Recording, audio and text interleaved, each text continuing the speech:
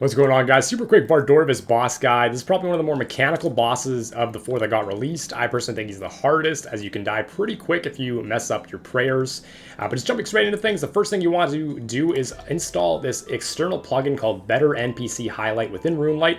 And then from there, in the True Tile tab, checkmark True Tile Highlight, and then add these two IDs, 12225 and 12227.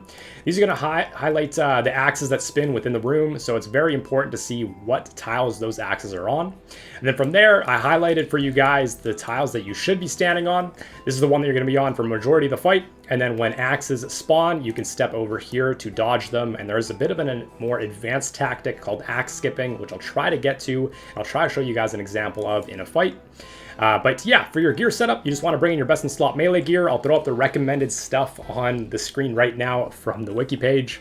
And then from there, my inventory setup, I got 1 Divine Super Combat, some Super Restores, some food, a BGS is my spec weapon. You can swap this out for Ancient God Sword, Void Waker, or Claws. And then I got my teleport to house, I got my teleport back to the instance, and then Thralls. If you don't have the teleport back to this instance, you can simply use the fairy ring on the map, BLS, and then head west to the rowboat.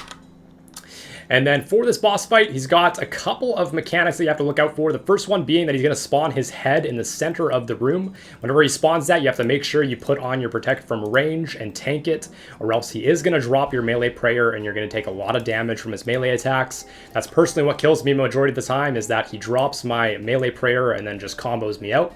So make sure you're tanking and you're protecting from range on all of those range attacks from his head that spawns in the middle of the room.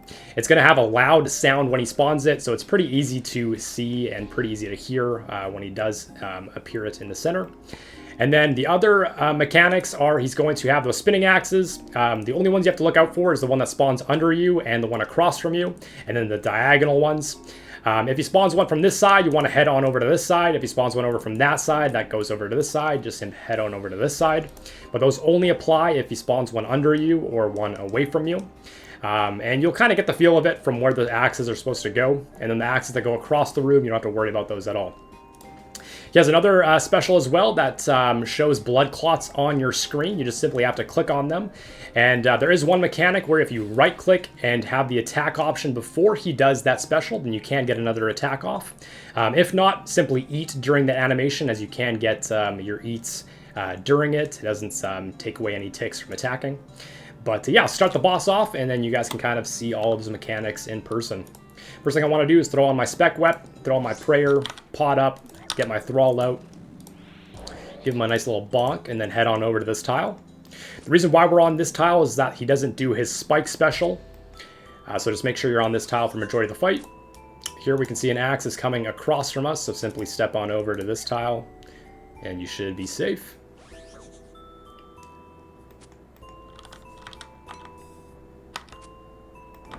There's that head. Simply play range and then pray back to melee again.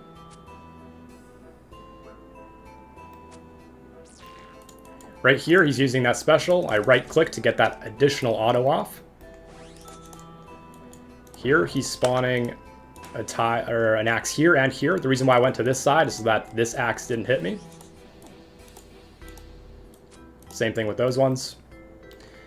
And there is a mechanic called axe skipping, which I'll try to get in this kill. Here we're going to get that right click off to get that additional attack.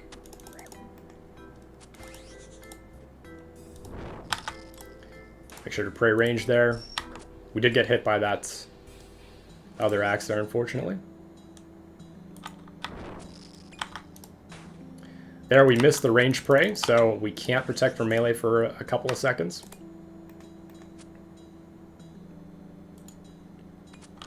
Respawn our thrall.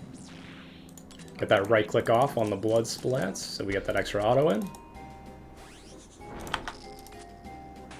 Range pray.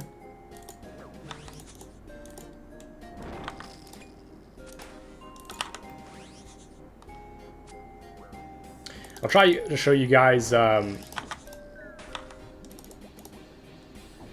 axe skip here.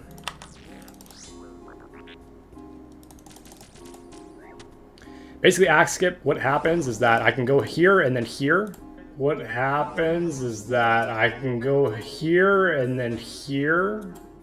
If you double click fast enough that you can actually negate both of those axes that spawn underneath you. And that's essentially all you have to know for axe skipping.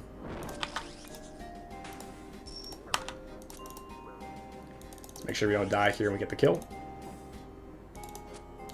And there we go. That's all you have to know for all the mechanics on Vardorvis. As you guys can see, there's a lot of room for error, specifically with that ranged prey on the head in the center of the instance. As long as you get that ranged prey off, then you can basically tank a majority of the axes. And yeah, that's it for me. Hope you guys enjoyed. Hope you guys learned a little bit. And love you guys. Peace out.